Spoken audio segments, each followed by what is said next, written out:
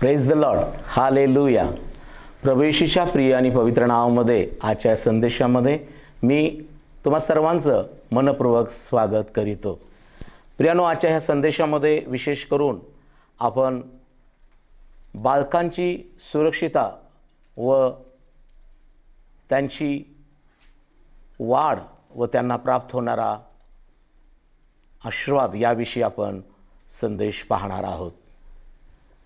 प्रियानो, पवित्र शास्त्रामध्ये आम्हाला पाहायला मिळतं दावीद राजा स्तोत्रसंहिता 127 या स्तोत्रामध्ये दाविदानं जी लहान लेकरं किंवा आम्हाला प्राप्त होणारी जी संतती आहेत याविषयी तो राजा या ठिकाणी स्तोत्रसंहिता 127 मध्ये म्हणतो.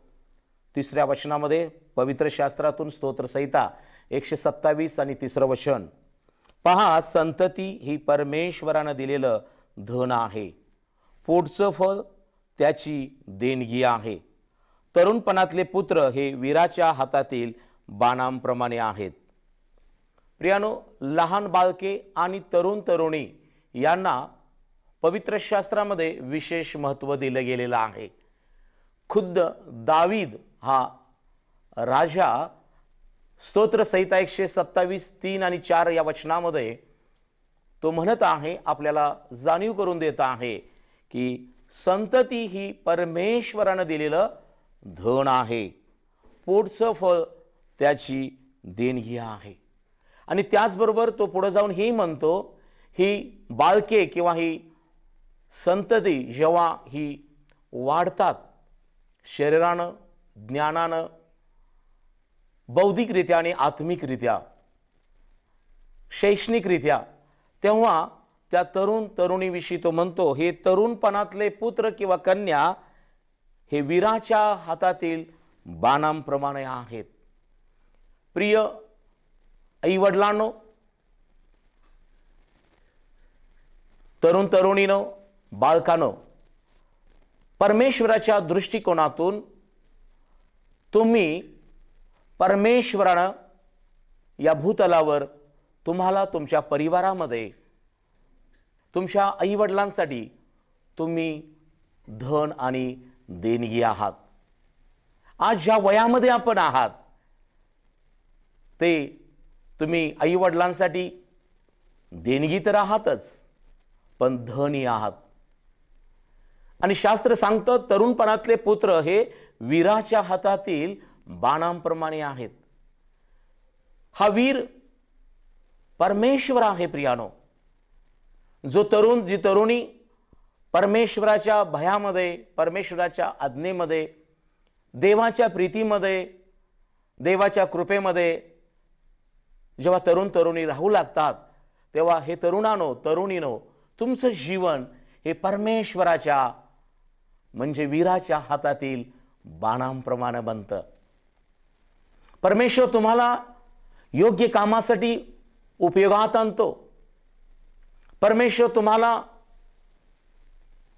या जगामध्ये तो आपल्या हाती धरून तुम्हाला चालवतो, वापरतो. आणि तुमचं जीवन हे जेव्हा परमेश्वराच्या हाती असतं तेव्हा सुरक्षित असतं. आणि म्हणून या ठिकाणी आज आई वडिलांनी ही गोष्ट लक्षात घेणं महत्त्वाचं आहे की माता आणि पितानो, तुम्हाला प्राप्त झालेली जी संतती आहेत, ते पुत्र असतील किंवा कन्या असतील, ती तुमची संतती ही तुमच्यासाठी संपत्ती आहे. तुम्हाला प्राप्त झालेली मुलं, पुत्र असतील किंवा कन्या असतील, हे तुमचं खरं धन आहे. आपण सगळेच जण संपत्तीवर प्रेम करतो, धनावर प्रेम करतो, पण पुष्कळदा आपल्याला हे समजत नाही की खरी संपत्ती म्हणजे तुमच्याजवळ असणारे तुमची घरेदारे, शेती, उद्योग किंवा त्याद्वारे प्राप्त झालेलं जी संपत्ती असेल, ही खरी संपत्ती नाही आहे. प्रियजनांनो, परमेश्वराकडून प्राप्त झालेली जी संतती आहे ही खरी संतती आहे. होय, आम्हाला संपत्तीची आवश्यकता आहे. होय, आम्ही संपत्तीचं संरक्षण करावं गरजेचं आहे. परंतु आज मी देवाचा दास सेवक तुम्हाला सांगू इच्छितो की परमेश्वराकडून प्राप्त झालेली तुमची मुलं, तुमचे पुत्र कन्या ही खरी संतती, ही तुमची संपत्ती आहे. आणि या संततीचं संरक्षण करणं हे प्रत्येक आई वडिलांचं कर्तव्य आहे. तुम्हाला प्राप्त झालेलं धन, नोकरीतून, उद्योगातून, वेगवेगळ्या उत्तम मार्गातून तुम्ही कष्ट केला आणि धन साठवलं, आणि आपण धन योग्य ठिकाणी सुरक्षित ठेवतो.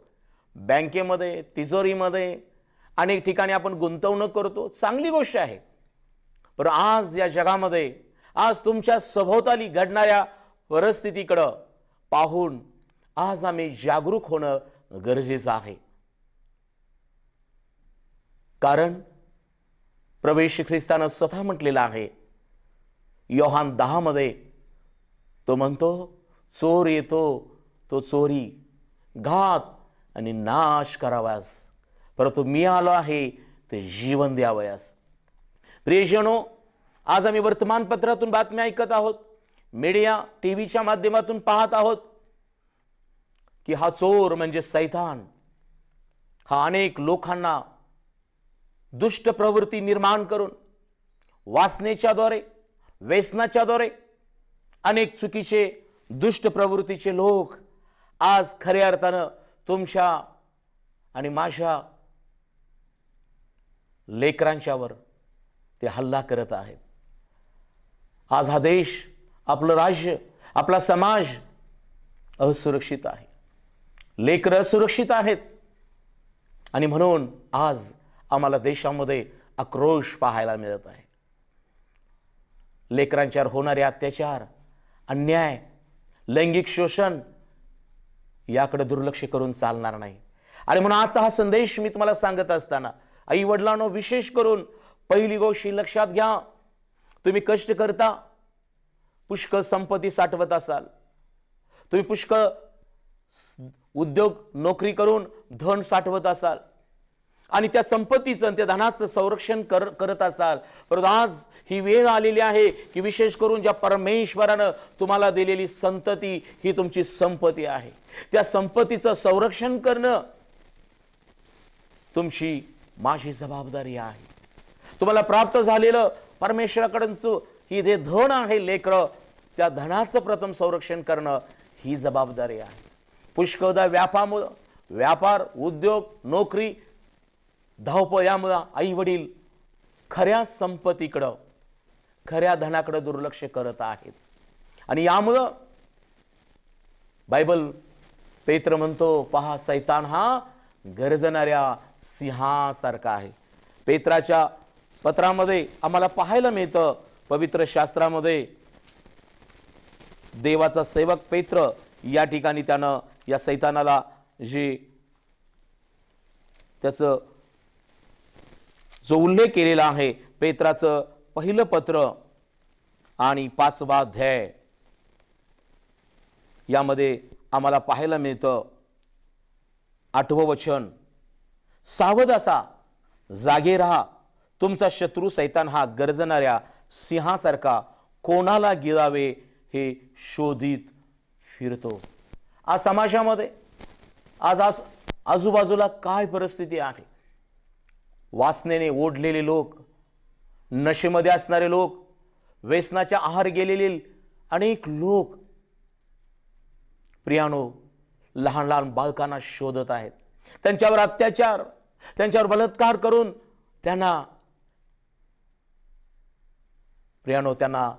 ते मरणामध्ये ओढत आहेत. आणि म्हणून आजचं वचन तुम्हाकडे येत आहे आई वडिलांनो, की जो सैतान आहे तो व्यसन, नशा यामध्ये समाजाला त्यानं त्या धुंदीमध्ये टाकलेलं आहे. आणि अशी नशा धारण केलेले लोक, दुष्टवृत्ती धारण केलेले लोक आज समाजामध्ये लेकरांच्यावर अत्याचार करत आहेत. आणि म्हणून मी आज देवाचा सेवक आहे ना, त्यानं मी तुम्हाला जागरूक करू इच्छितो की ज्या परमेश्वरानं तुम्हाला संतती ही संपत्ती दिलेली आहे, ज्या परमेश्वरानं तुम्हाला संतती लेकर हे धन दिलेलं आहे, त्यांचं संरक्षण करणं तुमची जबाबदारी आहे. सावध राहा, जागे राहा. शास्त्र सांगतं की तुमचा शत्रू सैतान हा गर्जणाऱ्या सिंहासारखं कोणाला गिरावे हे शोधित फिरतो. आणि म्हणून आपण आपल्या लेकरांचं सकाळी उठण्यापासून त्याचं शाळेत जाणं, त्याचं शाळेतून घरी येणं, सभोवताली त्याचं खेळणं, त्याचे मित्रमैत्रिणी, त्याचा इतरांबरोबर असणारा सहवास, या सगळ्या गोष्टीकडे आपण बारकाईनं लक्ष देणं फार गरजेचं आहे. कारण या शेवटल्या दिवसामध्ये प्रियानो आम्हाला पाहायला मिळतं हा सैतान लेकरांच्यावर, स्त्रियांच्यावर, विशेष करून बालकांच्यावर अत्याचार करत आहे. ही गोष्ट प्रियानो पवित्र शास्त्रामध्ये आम्हाला पाहायला मिळतं की निर्गमाच्या पुस्तकामध्ये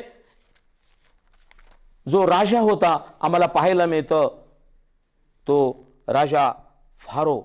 निर्गमाचं पुस्तक आणि पहिला अध्याय यामध्ये आम्हाला पाहायला मिळतं की ज्या वेळेला योसेफ आणि त्याचा संपूर्ण परिवार मिस्र देशामध्ये गुलाम म्हणून ज्या वेळेला त्याला विकलं गेलं, परंतु परमेश्वरानं योसेफाला तिथं मोठ्या पदात चढवलं.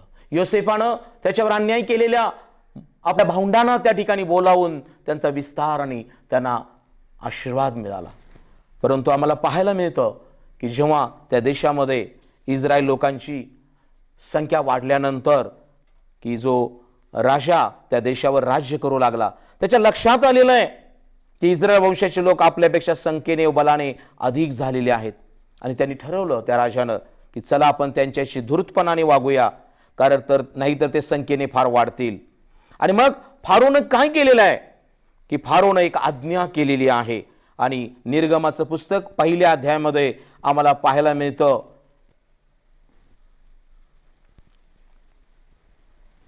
15 वचन. 2 इब्री सुईणी होत्या, एकीचे नाव शिफ्रा व दुसरीचे नाव पुवा. त्यास मिस्रच्या राजाने आज्ञा केली, इब्री स्त्रियांचे बाळंतपण करीत असता प्रसूत होण्याच्या जागी त्या बसल्या म्हणजे नीट पहा.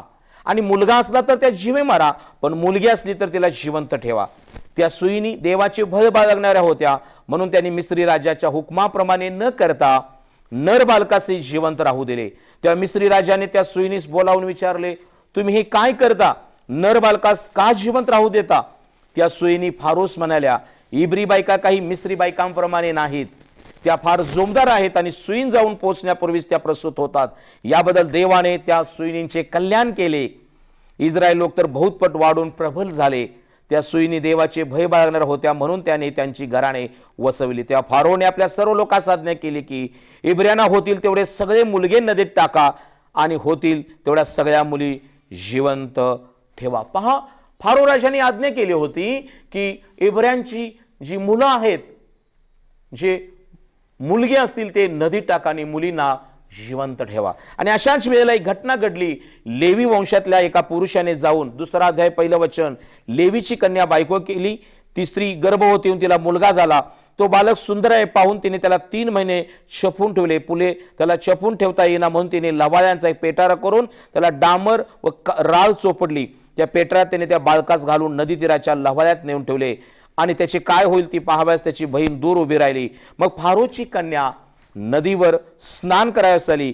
तिच्या दासी नदीच्या कडेने चालत असता लवाळ्यांमध्ये तो पेटारा तिच्या नजरेस पडला. तो अनावयास तिने आपल्या एका दासीस पाठवले. तो उघडून पाहता तिच्या दृष्टीस ते बालक पडले. ते रडत होते. तिला त्याचा कळवळ आला.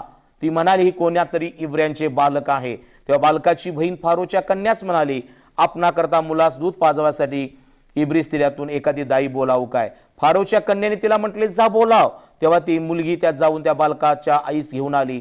फारोच्या कन्याने तिला म्हटले, या मुलास घेऊन जा आणि मज करता यास दूध पाज, म्हणजे मी तुला वेतन देईन. मग ती स्त्री त्याला घेऊन जाऊन दूध पाजू लागली. ती मूल वाढून मोठे झाले. तेव्हा ती त्यास घेऊन फारोच्या कन्येकडे गेली आणि तो तिचा पुत्र झाला. तिने त्याचे नाव मोशे ठेवले, कारण ती म्हणाली, मी त्याला पाण्यातून काढले आहे. Praise the Lord. पवित्र शास्त्रामध्ये जुन्या करारात आम्हाला ही घटना पाहायला मिळते, जेव्हा फारो राजानं इस्रायल इब्री या मुलांची कत्तल करण्याचं ठरवलं, त्यांना नदी टाकण्याचा जाहीरनामा काढला. अशा वेळेला प्रियानो परमेश्वराने इब्री सैनिकांच्या वरती कृपा केली, त्यांच्या मनामध्ये प्रीती निर्माण केली आणि इब्री सैनिकांनी प्रियानो या मुलांना पण जिवंत ठेवलं. आणि त्यावेळेला हा मोशे, हा बालक इस्रायल लोकांना मिस्राच्या गुलामगिरीतून सोडवणारा असा निर्माण झाला. आज आपण या जगाच्या शेवटच्या काळात जगत असताना आम्हाला पाहायला मिळतं, त्यावेळेला मुली जिवंत ठेवल्या जात असत आणि मुलांना नदीत टाकलं जात होतं. आजच्या काळामध्ये मला पाहायला मिळतं की प्रियानो मुलींवरती अत्याचार होत आहेत, मुलींना त्यांची हत्या केली जात आहे. कितीतरी दुर्दैवी, वाईट, हे दुःख देणारी, मनाला दुःख देणारी आज ही गोष्ट आहे. समाजामध्ये या गोष्टी ऐकून पाहून आपल्याला दुःख होत आहे, निराश वाटत आहे, वाईट वाटत आहे. काय आज तुमची मुलं सुरक्षित आहेत काय? आज तुमची मुलं सुस्थितीत आहेत काय? प्रियानो, या मातेनं आपल्या मुलाला एका लवायाच्या पेटीमध्ये बाहेरून डांबर लावून त्याला लवायामध्ये ठेवलं. या मातेचं हृदय पहा. प्रियानो, आज तुमची आणि माझी मुलं सुरक्षित असावं अशी आपली इच्छा आहे. तुमच्या आणि माझ्या मुलाला परमेश्वरानं तुम्हाला एक संपद आणि धन असं दिलेलं आहे.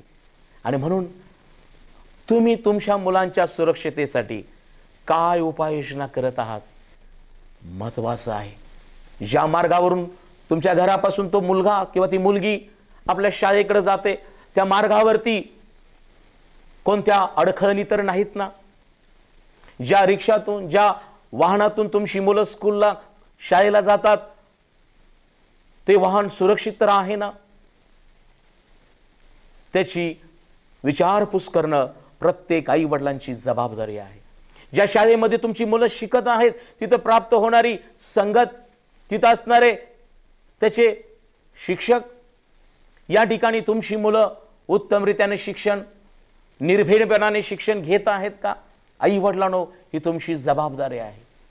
होय, शिक्षक हे गुरु आहेत, परंतु त्या शाळेमध्ये शिक्षकांनी देखील निर्वसनीय असणं, शिक्षकांनी देखील मुलांच्यावरती त्यांना भीडमर्यादेचं शिक्षण देणं ही त्यांची जबाबदारी आहे.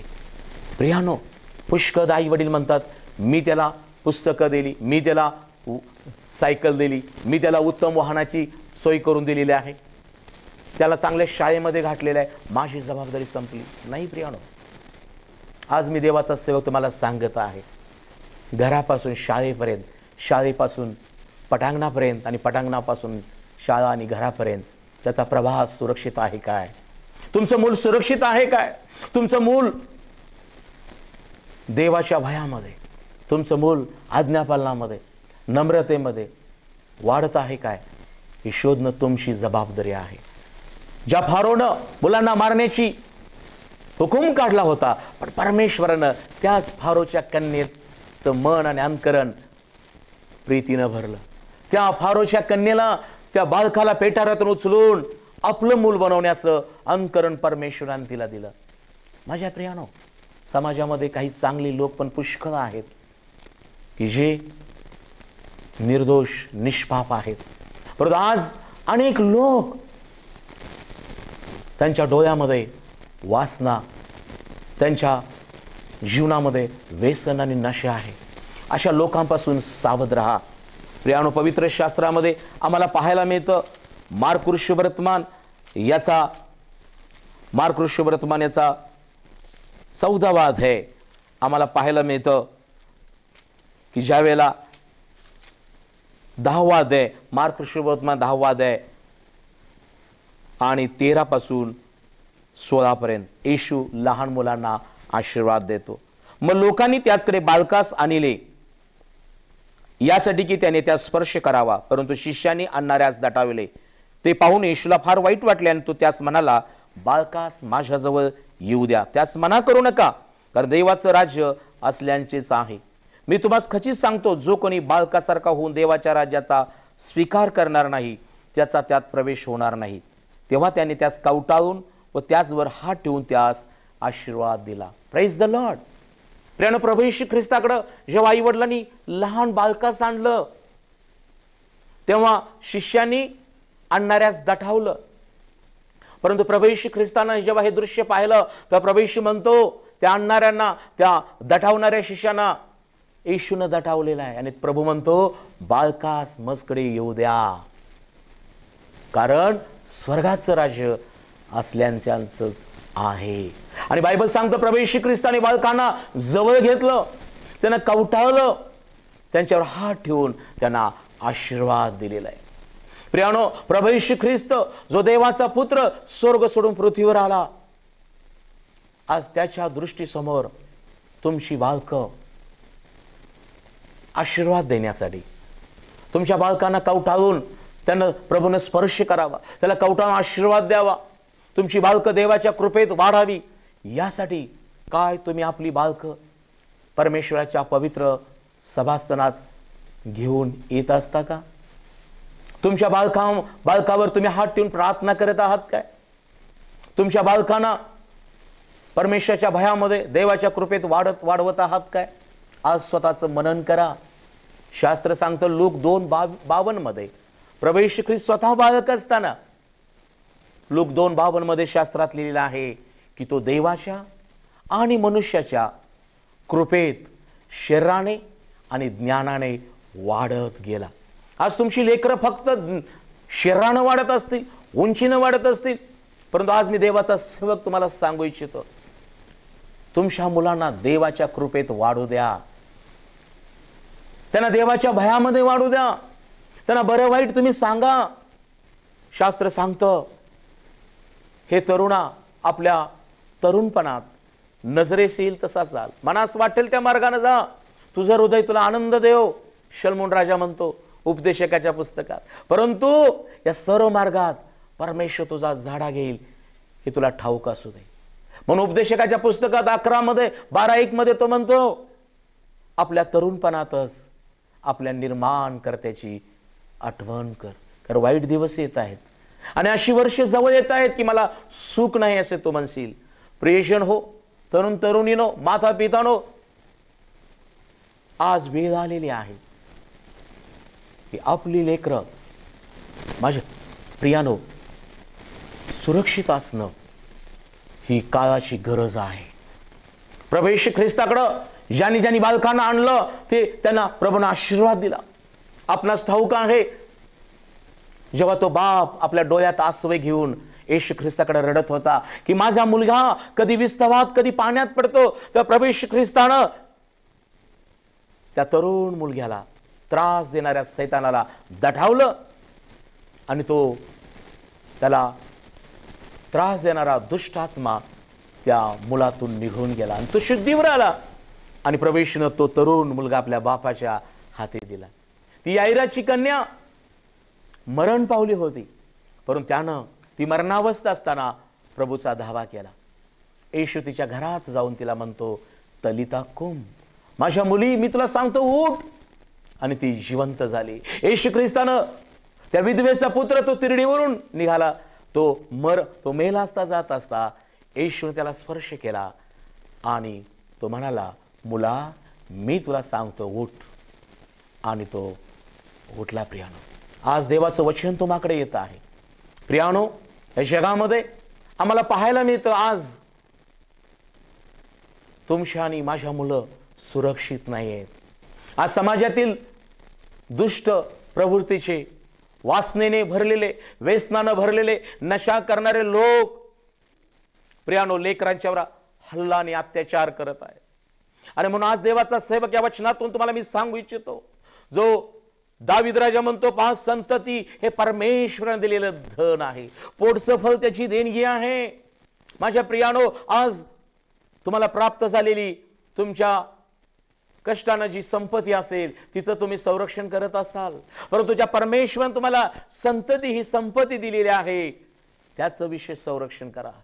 तुम्हाला अनेक प्रकारे तुमच्या उद्योग व्यवसायातून धन प्राप्त झालं असेल, त्या धनाकडे तुमचं लक्ष लागलं असेल, परंतु ज्या परमेश्वराने तुम्हाला तुमची मुलं हे खरं धन दिलेले आहे, ते धन सुरक्षित ठेवणं तुमची जबाबदारी आहे. तुम्ही त्यांना योग्य ते देत आहात, पण त्याचा वापर लेकरं कशी करत आहेत? मोबाईलचा वापर त्यांना घातक ठरत आहे. तासनतास टीव्ही समोर बसून अनेक चुकीची फिल्म पाहणं त्यांना घातक ठरत आहे. सावध राहा. आज देवाचा सेवक, देवाचं वचन तुम्हाकडे आलेलं आहे. प्रभू येशू म्हणत आहे, बालकास मजकडे येऊ द्या, त्यास मना करू नका, तर स्वर्गाचं राज्य असल्यासारख्याच आहे. प्रियानो, आज समाजामध्ये आपल्या मुलांना हे शिकवा. आपल्या घरातील, नातलगातील, आपल्या समाजातील शेजारचे लोक तुमच्या मुलांना कसा स्पर्श करत आहेत? तो बॅड टच आहे का गुड टच आहे? हे फार महत्वाचं आहे. अनेकदा लेकरांना काही लोक त्यांचे लाड करत असताना काही लोक चावून पप्पी घेतात, काही लोक तोंडात तोंड घालून पप्पी घेतात. हे फार चुकीचं आहे. आज या निमित्ताने मी सांगू इच्छितो, किती जवळचा नातेवाईक असू दे, किती जवळची ती व्यक्ती असू दे, मुलांचे लाड करताना सावध राहा. त्यांच्या कपाळ किंवा त्यांचे हात या ठिकाणी तुम्ही चुंबन घेणं योग्य आहे, परंतु बालकांना ती वाढत असताना त्यांच्या मुखाला, त्यांच्या गालाला चावून चुंबन घेणं हे धोकादायक आहे. आणि म्हणून आज हे वचन तुम्हाकडे आलेलं आहे की पहा, जसा पेत्र म्हणतो, तुमचा शत्रू सैतान हा गर्जणाऱ्या सिंहासारखा आहे, तो कोणाला गिळावे शोधित फिरतो. आज समाजामध्ये पशुवृत्तीने, दुष्टवृत्तीने जे लोक व्यसनाच्या आणि वासनेच्या अधीन गेलेले आहेत, हे लेकरांना त्यांच्यावर अन्याय करून, अत्याचार करून त्यांना ते ठार मारत आहेत. आणि म्हणून आई वडिलांनो, तुमची जबाबदारी आहे की आपल्या लेकरांना त्यांच्या सुरक्षितेसाठी तुम्ही प्रार्थना करा. त्यांना भीड मर्यादेचं शिक्षण द्या. त्यांना दुष्ट लोकांपासून, वाईट फिल्म, वाईट गोष्टीपासून अलिप्त ठेवा. नक्की ज्या परमेश्वराने तुम्हाला संतती ही संपत्ती दिलेली आहे, तुमची संतती हे तुमचं धन आहे, तो परमेश्वर सुरक्षित ठेवेल. कारण स्तोत्रकर्ता 127:4 मध्ये म्हणतो, तरुणपणातले पुत्र हे वीराच्या हातातील बाणांप्रमाणे आहेत. आणि तुमची ही मुलं जेव्हा देवाच्या हाती असतील, तेव्हा ते वीराच्या हातातील बाणांप्रमाणे असतील. दैवाप करो, परमेश्वर तुमच्या बालकांचं, तुमच्या मुलांचं संरक्षण करो.